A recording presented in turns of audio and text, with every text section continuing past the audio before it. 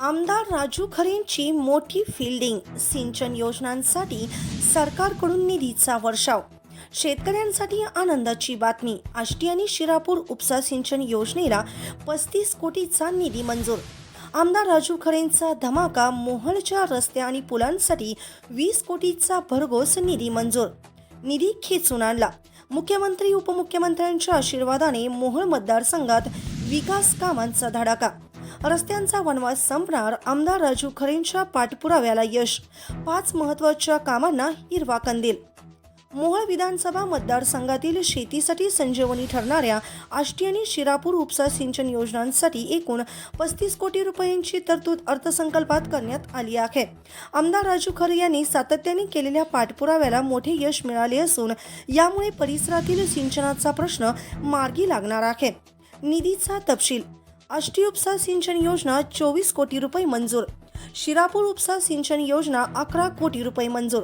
या कामासाठी उपमुख्यमंत्री एकनाथ शिंदे आणि जलसंपदा मंत्री राधाकृष्ण विखे पाटील यांचे मोलाचे सहकार्य लाभल्याचे आमदार खरे यांनी सांगितले. या निधीमुळे रखडलेली कामे पूर्ण होऊन शेतकऱ्यांना मोठा दिलासा मिळणार आहे. मोहोळ विधानसभा मतदारसंघातील रस्ते आणि पुलांच्या कामासाठी एकूण 20 कोटी रुपयांची तरतूद अर्थसंकल्पात करण्यात आली आहे. आमदार राजू खरे यांनी अर्थसंकल्पीय अधिवेशनापूर्वी उपमुख्यमंत्री एकनाथ शिंदे आणि बांधकाम मंत्री शिवेंद्रराजे भोसले यांच्याकडे केलेल्या आग्रही मागणीला यश मिळाले. महत्त्वाची 5 कामे. या निधीतून रांजणी, सरकोली, टाकळी, सिकंदर, मोहोळ स्टेशन, सोहाळे मार्ग आणि कामठी परिसरातील रस्ते सुधारले जाणार आहेत. निधीचे वाटप. रांजणी सरकोली मार्गासाठी सर्वाधिक 6 कोटी तर सोहाळे मार्ग सुधारण्यासाठी 5 कोटी रुपये मंजूर झाले आहेत.